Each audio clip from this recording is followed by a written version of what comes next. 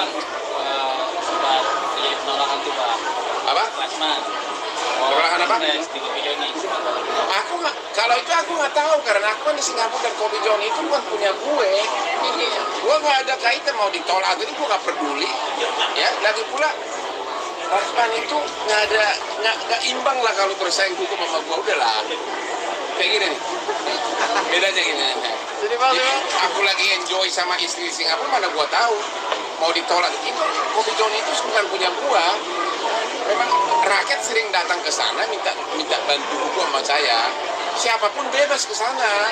Anda juga bebas, nggak ada yang berhak melarang gitu loh. Jadi soal apakah ditolak saya nggak tahu. Anda yang tahu.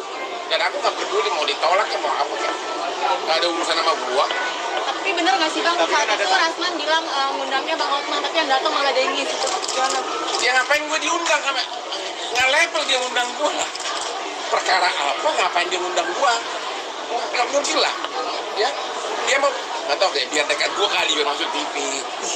Ngapain lah gua perkara-perkara raksasa internal gua lagi pas kejadian itu gua lagi breakfast sama pengacara-pengacara top dunia di Singapura, ada di Instagram gua tuh. Ya enggak lah. Apain? Dan gua mana mau gua diundang orang kayak gitu. Tapi bener ngehubungin Bang saat itu? Nggak pernah dihubungin. Siapa sih Rahman gua? Gua hanya tahu dia sesudah keluar.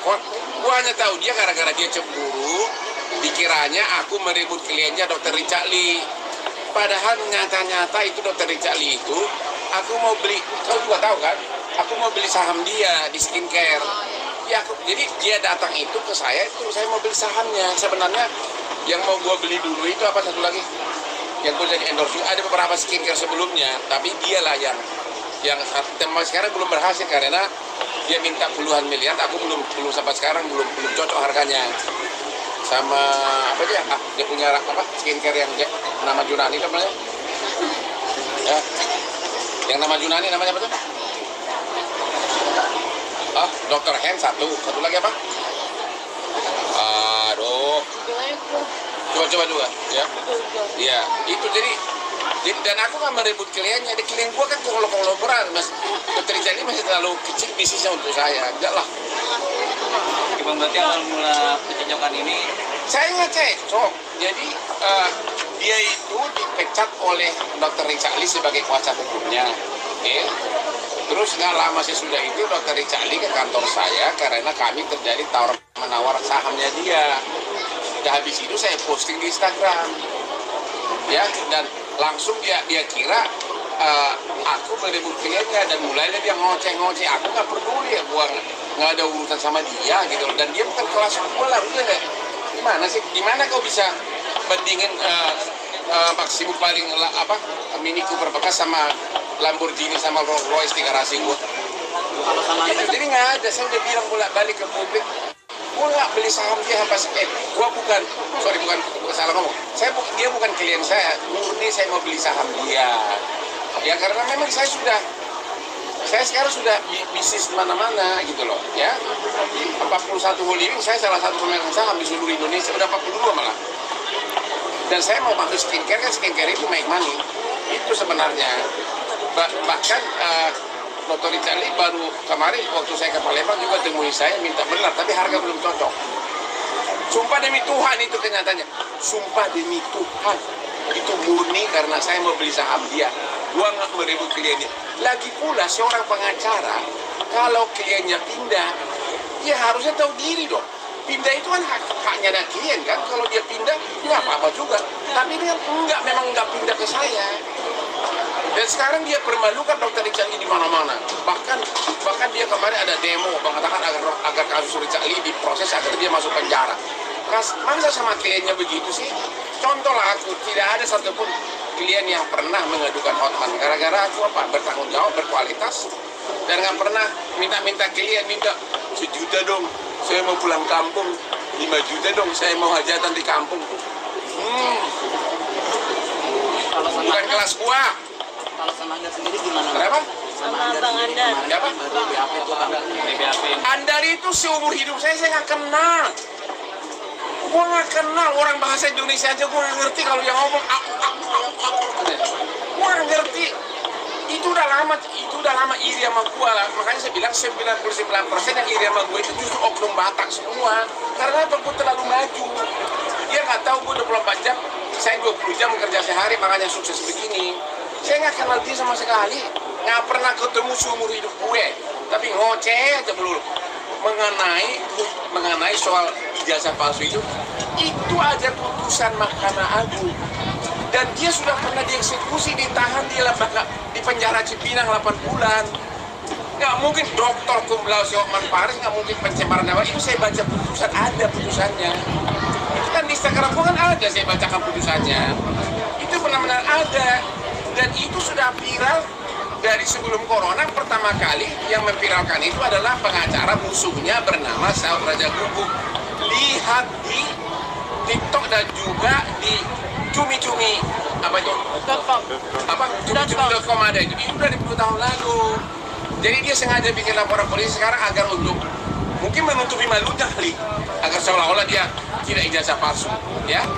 Nggak mungkin lah. Masa Hotman Paris pindah, nggak mungkin lah. Soal Kim yang ganti kuasa hukum bang, tuh gimana? Oh ya, saya dapat berita bahwa Kim telah mengganti kuasa hukumnya. Kayaknya sih udah dari 2 minggu lalu. Aku dengar ya.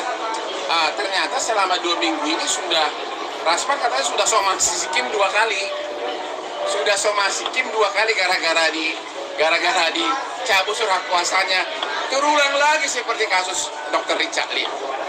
Jadi memang saya dengar dan saya udah terima fotonya juga, tanda tangan surat kuasanya.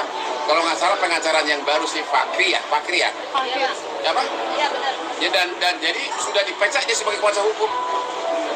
Inilah kesempatan bagi Iklim Hakim untuk memakai otaknya. Ya, kalau dia dengan jujur benar-benar mengutarakan, ya, siapa dalang yang merekayasa tuduhan terhadap saya itu, mungkin dia punya sanksi hukumnya nanti di pengadilan akan lebih ringan. Dan Iklim Hakim sudah hari Jumat ini, besok ya? Besok ya hari Jumat. Lusa akan dia sudah terima surat panggilan dari Mabes Polri di cyber, akan dipanggil jam 9 hari Jumat. Kalian rame-rame aja tunggu dia di sana, datang nggak? Udah pasti kuasa hukumnya bukan Rasman lagi. Ya, maka dia sendiri yang terima surat panggilan, gua dengar udah tanda tangan. Berarti menurut abang ini benar ya, ada yang dalang di baliknya gitu? Sudah pasti ada dalang, karena di awal-awal, kalau saya ingat di awal bulan April, Iklim Hakim itu begitu saya tidak undang dia waktu launching mobil Lamborghini, saya tidak undang dia. Ini semua, hampir semua ini hadir. Kamu juga ada kan? Ada. Kamu juga ada. Ada 2 nih yang hadir dari situ, dari puluhan asli. Nggak lama sesudah itulah mulai dia bilang saya dilecehkan gara-gara tuduhan dia pertama itu hanya mengatakan Hotman itu melecehkan karena minta saya berpakaian seksi untuk syuting di suatu stasiun televisi. Dari situ aja nggak mungkin, karena udah pasti. Aku tahu TV nggak mungkin izinkan berpakaian seksi karena pasti dilarang KPI. Waktu pertama kali syuting diomelin. Bahkan waktu mau syuting waktu itu dia datang, aku yang suruh ganti baju dia karena kelihatan bajunya beranya menerawang. Waktu itu datang kamu waktu itu waktu pertama kali syuting Trans TV, waktu kita ke yang mana yang di tempat daerah MB bukan dekat daerah SB apa daerah apa Cibubur. Kau ikut kan? Waktu itu berangkat dari kantor gua kan kalau nggak salah. Kau ikut nggak? Nah, dia ada malah aku suruh dia jangan berpakaian seksi karena pasti TV nggak izinkan. Jadi tuduhan dia karena dia sakit hati itu hanya itu, ya. Tapi sesudah ada kuasa hukumnya, kok jadi bertambah? Dibilang dalam mobil lah, di apartemen lah. Loh, kalaupun misalnya terjadi hubungan khusus, ya itu bukan pelecehan dong, ya nggak sih?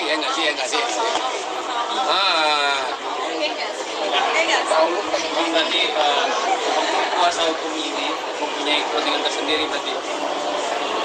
Pokoknya ya udah pasti lah dia ternyata kuasa hukumnya dua mantan narapidana, yaitu si Rasman sama si Andar itu. Andar juga kuasa hukumnya kok. Dua-duanya selama ini memusuhin gua. Makanya saya bilang kasihan ini si Limaki, kasihan.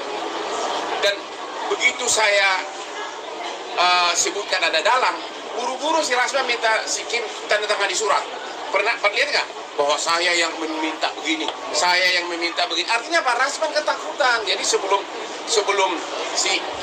nanti dia tak khawatir si Kim ngaku, akhirnya buru-buru dibilang yang membuat tuduhan itu semua murni dari Kim. Kita dia bikin surat pernyataan. Itu belakangan dia buat, sudah buat nyanyi. Makanya kalian bilanglah sama si Kim, pakai otak lu. Karena penyidik lebih pintar dan mau ngapain pun nggak akan bisa berkelit karena memang nggak ada buktinya, dan ngapain gua pakai penasihat orang dia sendiri yang mau kok sama gua. Ada kemungkinan berarti ya Bang setelah Kalau dia sendiri yang mau sama gue, awal-awal dia yang temuin gue, ajak dong biar aku bisa ikut syuting. Makanya dia nggak berterima kasih, akulah yang membuat dia jadi ikut syuting, masuk Instagram gue. Waktu itu gue, bahkan pertama kali gue ajak dia syuting di Trans TV, ada sama dia nih. Itulah pertama kali dia nongol di TV sebagai pemain figuran. Terus ternyata kemudian dia nyanyi, saya cuma dibayar oleh Hotman Murah. Emang kalau TV itu kalau figuran bayarnya murah, siapa yang bilang mahal? Paling juga 500 1 juta. Tapi kan dengan masuk TV kan itu naik dia punya pamor. Kalau memang ada hubungan khusus jangan tanya, kalau saya transfer saya jago transfer. Kalau ada hubungan khusus jangan dengan berkali-kali dia saya bawa ke Hollywood, coba lihat. Itu satu tebel bisa 20 juta. Dia bisa minum whisky, tahu nggak? Saking dia itu whisky mahal itu, langsung dari botolnya itu, ya langsung dari botolnya. Itu gratis semua berkat gua. Jadi jangan itu high class semua ini. Kalau Hollywood ini semua langsung duduk di depan, langsung sofa yang orang lain nggak bisa dapat, ya kan? VIP hanya gue yang bisa duduk di sama dewan direksi. Jadi kalau dibilang saya cuma dibayar murah, memang yang dia bilang itu hanya yang dibayar TV. Memang figuran itu memang murah di TV. Siapa yang bilang mahal? Kalau gua mahal dibayar. Bang, minta tanggapannya yang pura-pura jadi pengacara Pak BG, Bang. Nah itu juga. Jadi kehidupan dia itu benar-benar, itu orang harus beli kaca dari pasar impres. Dia itu orang, ya kok ingat jadi manusia itu harusnya kan ingat dong, rasa malu ada dong. Di apa tuh? Di spanduk dia yang ditaruh di belakang kayak tukang apa itu, kayak mirip sama spanduknya tukang obat, ditulis pengacaranya tim kuasa hukum Komjen Budi Gunawan yang sekarang apa ketua BIN ya Komjen Pol. Ternyata dia sama sekali bukan kuasa hukumnya. Kok berani ngaku begitu loh. Belum lagi udah berapa orang yang mundur jadi kliennya dia, Richard Lee, Ibu Evi sama suaminya mantan gubernur Medan. Eda Tur, terus ada lagi nama Samsu, itu masih banyak, please. Rasman, kamu bukan kelas aku nggak pernah gitu. Oke, udah itu aja. Bang, tapi ini mencoreng nama baik dari para lawyer sendiri. Makanya saya sangat menyesalkan sikap para pengacara senior di Indonesia ini. Kok ada orang yang mengotori profesi advokat kok nggak pada bersuara gitu loh. Yang berani bersuara itu hanya saya. Makanya saya banyak musuh karena aku berani bicara. Tapi apapun yang saya omongin itu selalu fakta hukum. Makanya saya benar-benar itu mengurangi kepercayaan masyarakat kepada pengacara. Kalau begitu, padahal pengacara itu harusnya adalah melindungi, ya, memberikan keadilan kepada kliennya. Anda lihat sendirilah kelakuan dia. Kalau kuasa hukumnya sekarang Abang Apa? Berkali-kali ditinggalkan oleh klien, Abang melihatnya seperti apa tentang hal ini, Bang? Kan saya sudah mengatakan itulah Anda bisa menilai bagaimana akhlak moral dari pengacara yang juga seorang manusia gitu loh. Itu merupakan gambaran bagaimana perilaku akhlak moral, ya, dan rata-rata menyangkut duit lagi. Yang saya tidak bisa mengerti adalah kalaupun dia putus hubungan hukum, kalaupun dia diganti oleh Dr. Richali, masa dia sendiri yang minta agar Richali masuk penjara atau ditahan? Kemarin sama ikut demo yang kemarin, dia yang berperan di belakang itu apa itu forum Batak intelektual yang sebenarnya lebih tepat forum anti makan ikan mujahir intelektual, forum anti makan mujahir non intelektual. Itu semua 99% orang Batak semua. Dia mungkin bingung, ini kok sama-sama berangkat naik kapal Tampomas merantau ke ibu kota, kok ini orang Hotman ini kok maju banget sih, ya? Mana ada laki-laki yang lihat senyumnya begini semua nih? Hah? Apa nggak tergiur semua? Dilihat lagi gua dansa-dansa di poli Ismailah. Ya, ada di Instagram gua. Dibilang itu pornografi. Otak lu di mana semua? Makanya saya bilang, lu makan ikan mujahir kayak ibu saya. Saya itu makan ikan mujahir gara-gara oleh ibu saya katanya biar pintar kau di sekolah. Dia bilang ikan mujahir itu hama kan, hama penyakit. Padahal orang Batak itu, dan saya yakin ibunya pun makan ikan mujahir waktu dia di kandungan. Jadi apakah ibunya makan hama, pantasan hasilnya seperti dia? Masa dia bilang ikan mujahir itu hama? Itu makanan nenek moyang, khususnya orang Batak ya, dan seluruh Indonesia. Itu loh, makanya benar-benar semuanya kebaru semua. Yang biasa mungkin ada yang dari balik-balik kontrakan di Cililitan, ada di Grogol, semua pada keluar. Kenapa hanya Hotman yang maju nih? Dia nggak tahu saya jam 3 subuh tiap hari kerja keras. Dia nggak tahu saya 10 tahun jadi kacungnya, asistennya berbagai pengacara top dunia. Dia nggak tahu 4 tahun saya di Australia. Dia nggak tahu 10 tahun saya jadi partnernya Dr. Nona Nora Makarim, lulusan Harvard, bapaknya Menteri Pendidikan sekarang. Dia nggak tahu itu semua dengan perjuangan berdarah-darah. Dan sekarang waktunya saya menikmati hidupku gitu loh. Pada saat saya menikmati hidupku, mereka iri. Kalau kau punya perusahaan travel, tentu kau akan bikin iklan dong, agar memakai travel liburan ini, ya kan? Saya salah satu pemegang saham di Hollywood dengan 41 cabang. Saya dansa-dansa. Ya wajar dong saya bikin iklan, itu kan di luar jam kerja. Dan walaupun kecuali saya dansa-dansa depan hakim, ya baru gua kurang ajar. Itu loh. Ngerasa bilang itu pornografi. Baliknya juga sebagai statement saat di depan Dennis nih Bang. Dia lebih suka buah mangga ketimbang buah pepaya. Apa itu salah satu sebuah pelecehan Bang? Itu Dennis mungkin akan mengadukan ini ke polisi. Itulah kata-kata yang terakhir itu, yang buah mangga, buah apa itu, buah dia sebut buah dada perempuan, itulah pelecehan perempuan. Itu harusnya diadukan ke pasal 27 ayat 1 Undang-Undang ITE, yaitu menyebarkan berita asusila.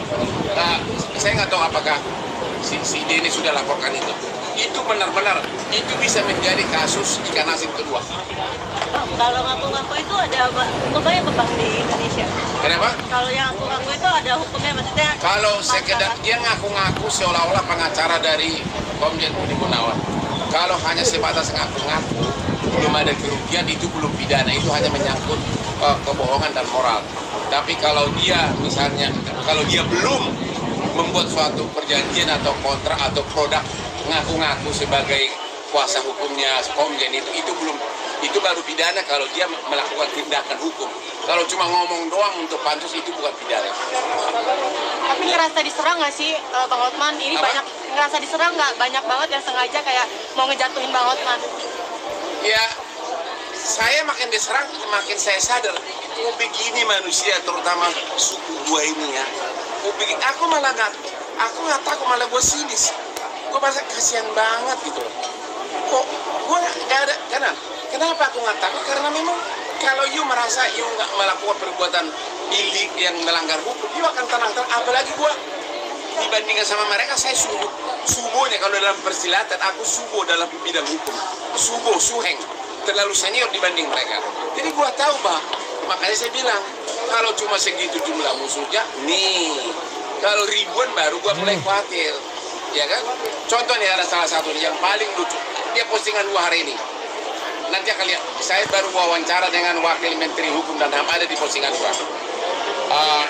Saya membacakan putusan pengadilan, di mana disebutkan bahwa perubahan anggaran dasar dari suatu organisasi advokat bersama yang mengizinkan jabatan 3 periode beserta akibat hukumnya batal, kata Mahkamah Agung. Ya, Itu saya bacakan putusan. Artinya kan orang nggak usah sarjana hukum, karena anggaran dasar, perubahan anggaran dasar yang menjadi dasar kepengurusan organisasi itu tidak sah, otomatis pengurusnya yang ditunjuk berdasarkan organisasi, berdasarkan anggaran dasar yang tidak sah, otomatis tidak sah dong. Itu putusan Mahkamah Agung. Saya ucapkan itu ada 18 kantor pimpinan cabang dari organisasi bikin laporan polisi terhadap gua. 18 laporan polisi. Jadi saya adalah muri rekor harusnya. Laporan polisi terbanyak di Indonesia itu laporan Hotman. Tapi gua tenang-tenang aja karena memang aku tahu, aku baca putusan Mahkamah Agung, aku bacakan apa adanya, fakta hukum, ya itu bukan pencemaran nama baik. Sama juga si Andar. Aku bacakan putusan Mahkamah Agung menyatakan orang bernama Andar Situmorang memakai jasa palsu dan dihukum 8 bulan penjara. Itu juga bukan pencemaran nama baik. Ya, gimana sih? Makanya saya bilang, lu semua makan ikan mujahir biar otaknya terisi gitu loh. Atau makan ramenia. Sorry Bang, apa sampai saat ini mulai dari abang keluar? Apa? Keluar dari apa dengan kaitannya? Nggak ada kaitannya, justru saya keluar dari IKN. Nah ini lebih lucu lagi nih. Saya sama Otto Hasibuan itu sahabat dari dulu, ya.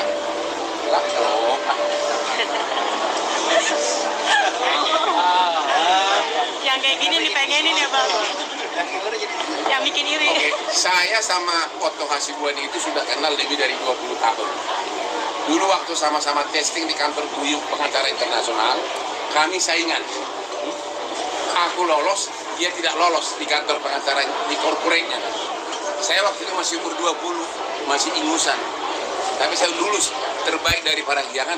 Dia sudah umur 27, lulusan dari UGM. Waktu itu saya yang lolos di kantor Guyup.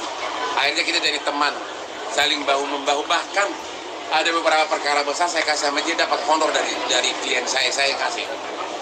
Tiba-tiba sejak kurang lebih 5 bulan lalu, setiap dia ceramah di organisasi advokat, dia selalu kasih contoh begini. Kalau jadi advokat itu jangan cari harta yang kayak orang yang gini-gini katanya kan. Ya, yang gini-gini kan gue. Sama dia bilang yang suka pamer sama cewek-cewek, ya gue lagi.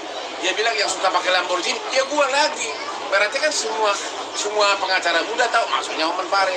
Mula-mula saya diamkan. Ini kenapa orang nyindir gua? Udah gua tetangga lagi, gua anak dia bergaul sama anak gua. Lama-lama akhirnya gua sampai putri saya yang kerja jadi lawyer internasional di Singapura protes. Kenapa ini orang katanya kan? Karena anak putri saya udah protes, mulailah aku bicara. Dan kalau Hotman itu bicara sekali ngomong itu selalu menggigit dan ada dasarnya. Langsung aja, ini gua tahu kelemahannya ini orang. Gua bilang ada putusan pengadilan. Hei, kamu 3 periode atas dasar perubahan anggaran dasar. Sedangkan Mahkamah Agung menyatakan anggaran dasar itu tidak sah. Berarti orang yang ditunjuk berdasarkan anggaran dasar itu juga tidak sah sebagai pengurus. Yaitu kamu. Goncang langsung. Bahkan Dirjen Agung mengeluarkan surat keputusan mengatakan yang sah itu Luhut Pangaribuan. Pagi ini aku wawancara lagi Wakil Menteri Hukum dan HAM. Apakah kementerian mengikuti tetap putusan Mahkamah Agung yang menyatakan anggaran dasar perubahan anggaran dasar Pradi Otto itu sebagai tidak sah? Wakil Menteri mengatakan akan diikuti dan yang berlaku adalah putusan Mahkamah Agung itu. Itu ada di Instagram gua hari ini, Anda boleh ikuti. Berarti aku benar. Sebenarnya nggak usah, anak kecil pun tahu bahwa aku benar, karena aku bacakan putusan Mahkamah Agung. Kayak begitulah. Ini salahku di mana, makanya aku tidak akan mereka bisa sentuh, karena memang saya tidak melakukan kesalahan, aku baca putusan, and I'm fully trained already, I have legal mind. Artinya apa? Arti legal mind itu adalah ibarat jago kungfu karate. Kalau seorang suheng karate itu tidur, Anda suka nonton film-film Cina kan? Ada musuhnya jalan di atap, dia langsung tahu ada musuh karena dia sudah instingnya sudah tinggi. Saya juga begitu dalam bidang hukum. Apapun yang keluar dari omongan saya itu, otak saya sudah menyaring sehingga tidak salah, sehingga saya tidak mencemarkan orang. Itulah namanya legal mind. Dan saya sudah punya skill itu. Saya sudah 36 tahun jadi pengacara. Ini kan ada kaitannya ya Bang? Apa? Nggak ada kaitannya dengan satu ini. Dengan apa? Berarti nggak ada kaitannya abang keluar ini sampai abang sedang banyak yang menyudutkan abang. Bukan, nggak ada kaitan. Saya keluar akhirnya, yang bikin saya keluar itu antara lain karena pengurus dari organisasi yang saya tidak suka itu mengatakan bahwa dansa-dansa itu melanggar kode etik. Jadi kehidupan pengacara di luar jam kerja katanya melanggar kode etik. Apa urusannya kode etik dengan kehidupan pribadi orang? Makanya saya bilang, kalau gitu kehidupan kamu diranjang pun Dewan Kehormatan Kode Etik organisasi advokat bisa mencampuri. Dia mengatakan, kurang hot goyangnya. Kamu bisa dihukum gara-gara gerakannya kurang romantis. Nggak ada urusan. Masa dansa-dansa saya di Holy Wing disebutkan itu melanggar kode etik advokat lagi. Yang bilang kode etik advokat, apa urusannya coba? Ini sama gua sehingga dicari dasar untuk mencelakai aku. Tapi nggak bisa. I'm too smart, buddy. I'm too smart. Pak, kemarin sempat pindah ke Singapura nih Pak. Ya. Itu ke Singapura itu bisa seperti apa? Dan apa? Oke. Anda mungkin ingat sekitar 6 bulan lalu banyak komen di Instagram saya, kok makin kurus. Aku itu sempat memang berkurang hampir dari 98 jadi 89. Itu sekitar Desember, Januari. Ya, saya berkurang banyak kilonya. Ya, dan waktu itu saya jadi curiga karena apa? Ada temannya anak saya, bapaknya, karena makin kurus, pergi ke dokter di Singapura, ternyata kanker. Dan memang benar kan sampai sudah meninggal. Sejak itulah aku trauma. Mau ke Singapura waktu itu nggak pernah bisa karena dokter Singapura melarang, tidak mau terima pasien luar negeri. Ya, jadi waktu itu saya sempat trauma, saya takut kanker. Kalau nggak percaya, seluruh dokter di Jakarta udah gua tes kanker, semua mengatakan bersih. Nah, saya baru dapat janji dengan dokter yang ahli kanker di Singapura itu baru hari tanggal 17 Juni saya baru dapat janji. Nah, dan ternyata saya sudah dites dada, liver, ketiak semua, ternyata nggak ada kanker.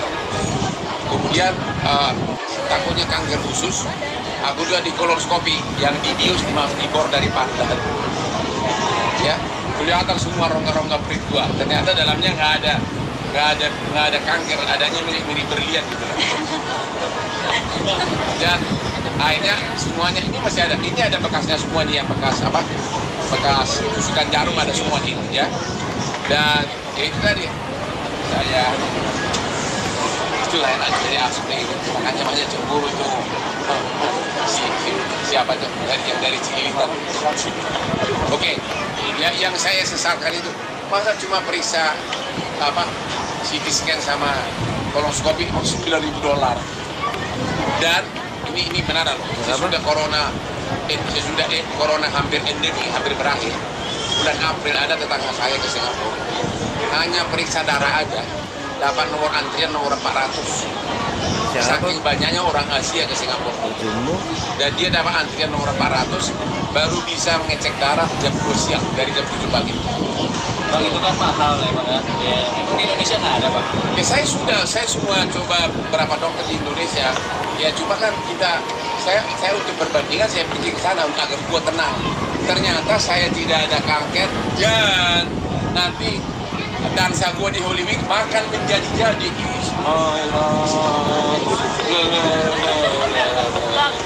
Bang, kalau Kim mau balik jadi asri abang lagi gimana? Siapa Kim? Mau nggak Bang? No. Coba bilang. No.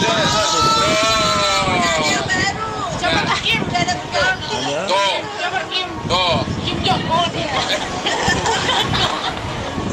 Semua aspri saya yang mengenal gua, semua pada marah. Hotman itu, coba, ini paling lama aspri mana sih dia bilang? Toilet. Oh, ke toilet. Ini juga coba, ini termasuk lama, coba apa? Hotman itu gitu nggak? Ini lebih cantik dari Kim nih, coba apa coba?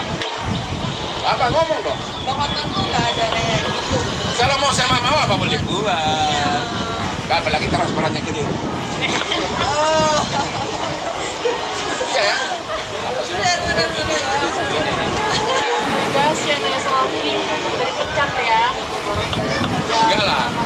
inilah justru yang saya himbau sama Kim sekarang ini adalah pakai otak lu. Karena penyidik Mabes jauh lebih pintar. Ya, dengan melihat di bulan Maret gua dan Sadangsa hebat sama dia, sampai dia gini-gini bermesraan, dia orang yang tidak boleh pas relax dekat sama gua, maunya dia menunggu. Jadi bagaimana mungkin terjadi pelecehan di Februari? Bahkan waktu dia sakit pun akhir Februari, gua kirim supir, gua kirim perawat ke kamar di markas besarnya itu loh. Di mana itu? Di Mabes, Mangga Besar. Bayangkan. Iya kan? Anggi, ini sekretaris gua. Anggi ini saat ini saksinya nih. Di sini dulu, dia di belakang gua nih. Waktu si Kim sakit di akhir Februari yang saya kirim si Selin kan sampai ke mana, ke Astra Maju di Mabes, Mangga Besar, ya kan? Tuh ini saksi nih. Jadi kalau ada pelecehan di Februari, pada mungkin akhir Februari saya masih merawat dia, bahkan dia banyak, makasih ya ngerepotin gitu loh. Ya ini saksi sekretaris gua. Jadi enggak lah, saya tidak pernah melecehkan, ceweknya datang sendiri. Gini, halo, dengan dia dong. Gue enaknya dipeluk. Lu enak dipeluk. What a beautiful life. Halo, Lai dari Cililitan Grogol. Makanya berkualitaslah kau. Jangan hanya duduk bina. Kalau memang kau duduk bina begitu ya bau keringat lah. Namanya juga bau keringat Grogol Cililitan. Tapi kalau gua coba lihat. Lihat nih jasi gua nih. Keren kan, siapa yang ngatur Gio coba lihat. Jangan liatin gua dong.